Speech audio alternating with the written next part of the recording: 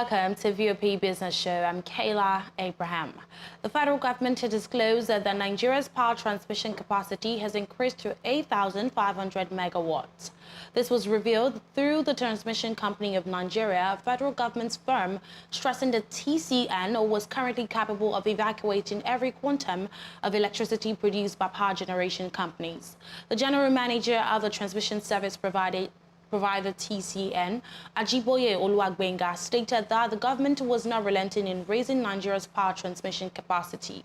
The power generation and distribution arms of the sector were privatized in November 2013 and managed by private investors, while the government was still fully in charge of the transmission segment of the industry.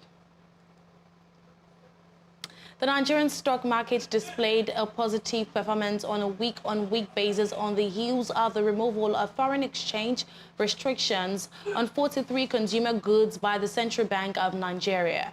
Meanwhile, investors' eyes are still on the September Consumer Price Index, CPI, and third quarter 2023 corporate earnings report to determine next investment positions. Analysts have opined that amid policy somersaults and the clear lack of proper preparation before any policy adjustment and pronouncements are made is dampening confidence and market momentum as to where the fiscal and monetary authorities are headed. On Thursday, the CBN lifted the embargo it placed on 43 items disqualified from accessing Forex from its official window before now, even while the problem of supply in the FX market and backlogs of unmet demand are yet to be addressed. Meanwhile, the analysis of trading last week showed that the Nigerian Exchange Limited have gained in 4 out of 5 trading sessions. The all-share index recorded a 1.12% week-on-week gain, the biggest weekly gain since the week ended on September 1, 2023. As a result, the all-shares index year-to-date return rose to 31.12%, and market capitalization gained 409.9 billion naira week-on-week to settle at 36.92 trillion naira. Now, total inflow of foreign investment into the Nigeria's manufacturing sector increased by 88.17% year-on-year to at least $861.16 million in the first half of 2023 from $457.66 million in the corresponding period of 2022. This also indicates 75.47% higher than the $490.76 million recorded in the second half of 2022. Meanwhile, the Manufacturers Association of Nigeria (MAN) also reported an increase of 8.1% in local manufacturers' investment in the sector in naira value to 192.89 billion naira in the first half of 2023 from 178.39 billion naira in the first half of 2022. However, MAN attributed the increase mostly to the depreciation of the naira in the second quarter of 2023. However, in the FBS data, it was revealed that the production and manufacturing sector attracted the highest inflow of investment, with 39.82% of the $2.163 billion total capital importation into the country in the first half of 2023. By contrast, in the first half of 2022, foreign investment into the manufacturing sector ranked second with 14.73% of the $3.108 billion total investments, topped by banking sector with $1.46 billion investments representing 47.14%, while the financing sector came third, attracting $396.68 million.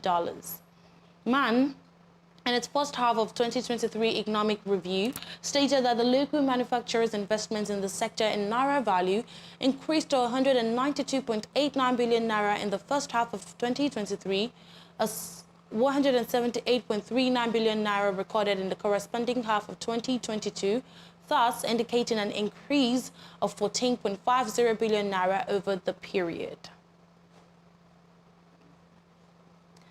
Now, the International Monetary Fund has stated that the naira is currently under pressure and Nigeria is free to seek loan from the fund to stabilize the currency if it considers a good option. The Washington-based lender, however, noted that the recent exchange reforms and other steps taken by the Nigerian authorities were in order. It also expressed support for Olayemi Cardoso-led Central Bank of Nigeria's last week decision to hold the 8-year foreign exchange ban on cement, rice, poultry products, and 40 other items.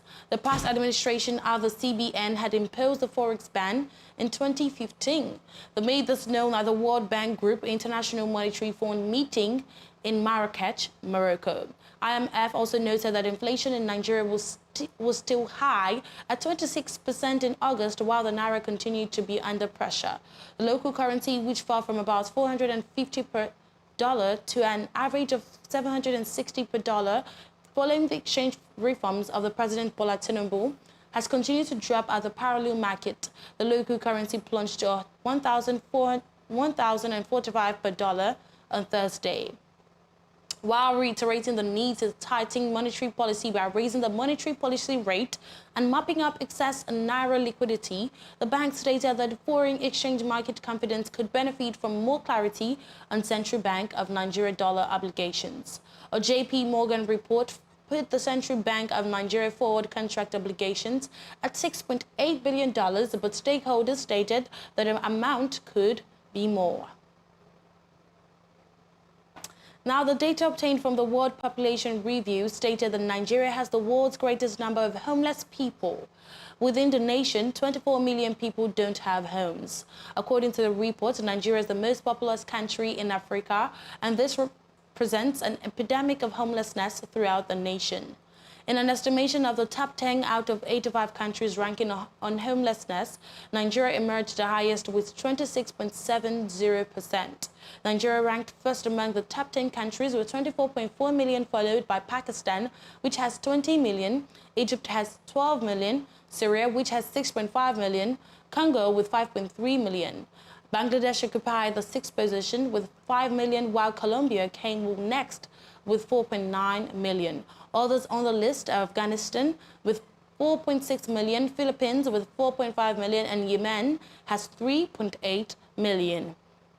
In an earlier report, experts in the Nigerian built industry declared the drop in percentage of home ownership rate in Nigeria from 25% to 20% in 2023. The links of the decline in home ownership rates to high inflation, mortgage rates, flooding, and building collapse. Now, the newly appointed Commissioner for the Physical Planning and Urban Development, Lagos State, Dr. Oluyinka Olumide, has stated that the defective structural designs are major reasons for building collapse in the state. The commissioner urged his colleagues in the profession to be very circumspect when considering designs for buildings from clients to adequately save their reputation in the long run. In the same vein, the Public Relations Officer Godfrey stated that when the design's calculations for the structural element are not properly done, it would lead to a collapse. Meanwhile, a senior advocate of Nigeria, Oladipo Okwesheyi, disclosed that there was an implied duty of care on every builder to their client and to third parties.